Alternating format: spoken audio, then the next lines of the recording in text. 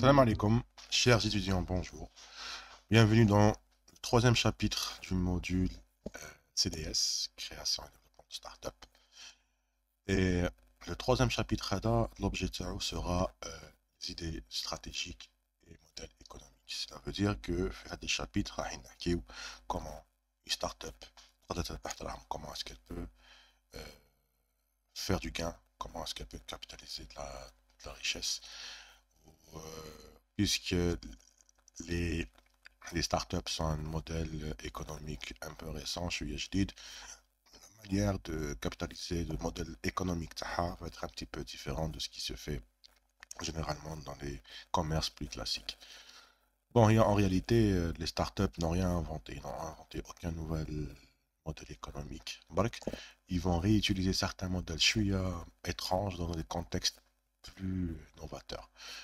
Donc pour dire ça plus simplement فيها إعادة استعمال لبعض النماذج الاقتصادية اللي كانوا بيستعملوها في نوع آخر من الكوميرس. Voilà. Donc, lors de ces parties, lors de ce cours, راح نشوفوا premièrement comment est-ce que une startup peut gagner de l'argent, qu'est-ce qui fait qu'on a une croissance exponentielle la dernière fois. Et justement, les modèles économiques sont pour la plupart au moins c'est la croissance exponentielle. Une startup qui réussit, une croissance exponentielle qui commence à une étape qu'on appelle globalement le scale-up. Le scale-up, ça veut dire que la startup, elle fait la mise en échelle, la mise à échelle, c'est-à-dire que peut-être tu fait une échelle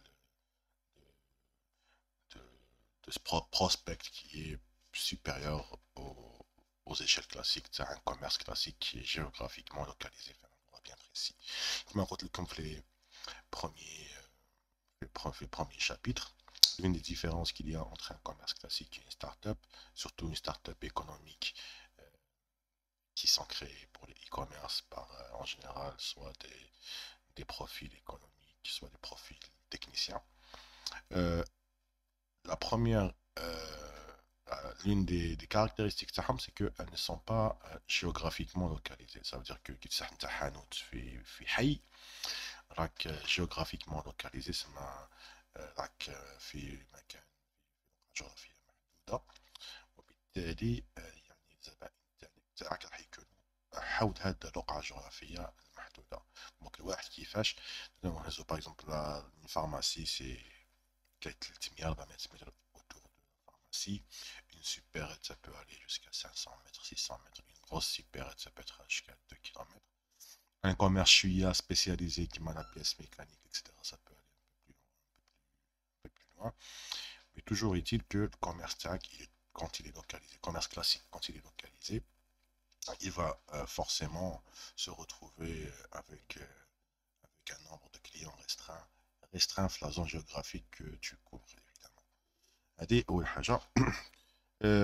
Donc, هذه la première différence. Une start-up, normalement, ما عندهاش هاد القيود تاع la localisation géographique. Généralement, les startups vont bénéficier de technologies de communication تاع Internet، وبالتالي تروج للمنتجات تاعها بصفة avec une échelle plus grande. معناتها تروج par exemple الفيسبوك راح تمس برك الناس اللي دايرين بيك، راح تمس globalement, enfin potentiellement toute personne qui se trouve en Algérie et pourquoi pas à l'international si c'est possible. Nous allons maintenant continuer directement avec notre document qui est le fil conducteur de notre cours, un livre blanc français de la startup, et on va voir ce que disent les spécialistes en termes d'idées stratégiques et de modèles économiques.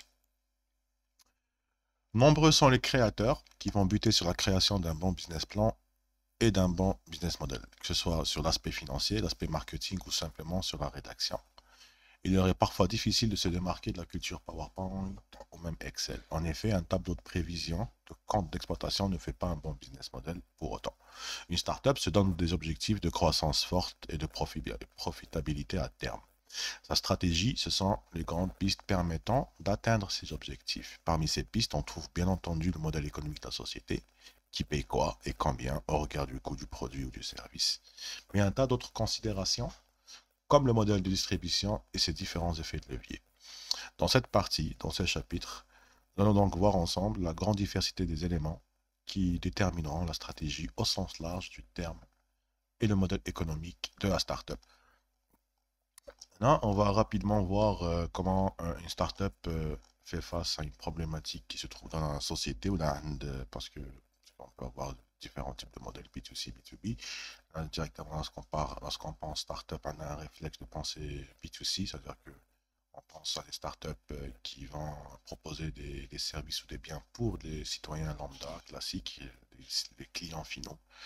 Mais en réalité, la startup peut aller beaucoup plus large que cela. Elle peut créer un bien ou un produit pour d'autres entreprises. Elle peut créer des biens ou des produits pour un État, pour une administration, pour un gouvernement. C'est-à-dire que une startup peut mettre en relation avec ses biens et ses services différentes entités aussi lorsqu'il y a création de systèmes par exemple. L'entrepreneuriat démarre souvent avec une idée. Donc c'est toujours comme ça, on commence toujours avec une idée qu'on trouve intéressante et bankable, comme disent les Américains, c'est-à-dire qu'elle peut générer du gain. Elle peut provenir d'un besoin personnel, de l'observation du marché ou de son environnement personnel ou professionnel immédiat. Généralement, quand on parle avec des gens qui créent des startups, ils disent j'ai pris conscience d'un besoin. C'est-à-dire que j'ai pris conscience que ma famille, mon entreprise, mon université, euh, mes amis avaient un besoin qui, auquel aucun produit ne pouvait répondre. Et c'est là que j'ai eu l'idée de produire, de concevoir le produit qui répondrait à ce besoin. Donc, très souvent, c'est une idée, elle vient généralement d'un besoin. Le besoin peut être personnel, par exemple, quelqu'un se marie, ou il chauffe en réalité pour organiser ce mariage, ça lui a pris beaucoup de temps, beaucoup d'énergie, beaucoup d'argent. Il pourrait avoir l'idée de créer des systèmes informatiques qui permettraient la facilitation de l'organisation de mariage, par exemple, la facilitation de mise en relation avec un traiteur, la facilitation de mise en relation avec un caméraman, avec ceux qui louent les salles, etc. Pouvoir créer à la carte son propre mariage. Voilà, c'est un besoin personnel. Alors, moi, j'ai beaucoup souffert pour faire mon mariage. Bon, je ne parle pas de moi personnellement, bien sûr, mais je prends un exemple général. Pourquoi ne pas profiter de l'expérience que j'ai vécue pour essayer de dégager des besoins que je pourrais traiter avec un produit que je pourrais concevoir. Et c'est beaucoup de startups qui s'en est comme ça. Beaucoup de startups qui s'en est en réponse à un besoin très souvent personnel ou très souvent qui se trouve dans l'environnement immédiat du créateur de la startup, que ce soit famille, entreprise, collègues, etc. Bien sûr, avoir l'idée, c'est très bien, mais la transformer en projet, c'est mieux, et c'est ça le vrai problème. Comment transformer l'idée en projet? Et que ce projet ait un sens économique, ainsi, si possible, qu'un sens social. En gros, il faut qu'il fasse progresser la société. Voilà. Je vais parler d'une, je vais parler d'une caractéristique assez intéressante des startups qui réussissent. On dit d'elles qu'elles sont disruptives.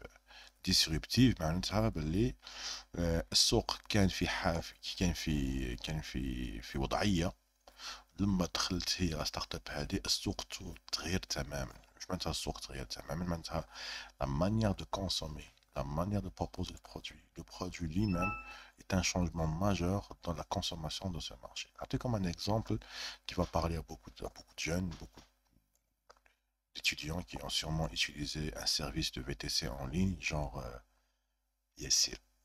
قبل ما يكون ياسر احنا في جيش عندنا un réseau de taxi bus, on n'est pas très concerné et Yassir est très récent donc on peut pas vraiment sentir c'est quoi la différence. Mais si on va vers les grandes villes, Alger, Constantine, on verra que en fait Yassir a changé un modèle.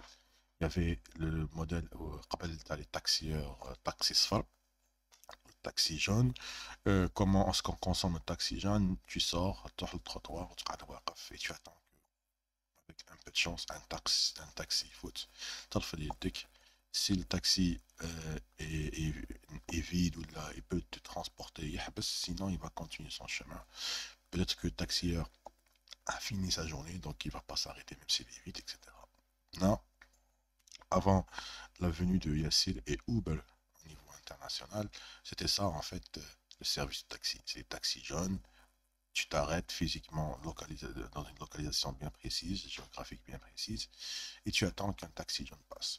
Évidemment, je m'arrête le système et slash quand tu es dans un quartier, je suis بعيد ولا شوية فيه بزاف طرقة فيه beaucoup de petites ruelles, etc. لازمك تمشي sur 300 400 mètres باش تخرج في طريق كبيرة pour maximiser les chances de voir passer un taxi en espérant que le taxi ne soit pas trop rempli ou qu'il parte dans la direction parce que des fois يحبس يقول لك وين رايح تقول له رايح لا يقول لك لا ما تقدرش. Donc ça c'était la manière classique de consommer un VTC. C'était ça en fait le marché du VTC avant la venue de Uber, avant la venue de ISL. En plus de ça, les prix étaient vraiment très chers par rapport à ce que propose ISL par la suite. Les prix étaient vraiment chers. Qui j'ai ISL, le business model c'était quoi? Tout le monde peut être un chauffeur. C'est-à-dire que avec une voiture avec chômeur, tu télécharges VTC, ISL chauffeur. Il y a deux applications qui y a chez ISL client, ISL chauffeur. Je pense qu'il y a un petit test pour voir que avec des compétences psychologiques pour être un chauffeur, tu n'es pas un casier judiciaire ou des machins. Et toujours est-il que tout le monde peut être un chauffeur. Bon, ça pose des questions juridiques qui sont... c'est une zone grise, en fait, c'est une zone grise de droit. L'État laisse faire pour l'instant. Au nom de l'avancée technologique et au nom de l'économie numérique. Mais toujours est-il que tout le monde peut être un chauffeur.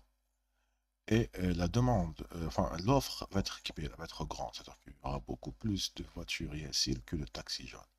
Allez, premier point. Second point, on va utiliser une application numérique sur téléphone qui va permettre une optimalité dans, dans la commande de la course.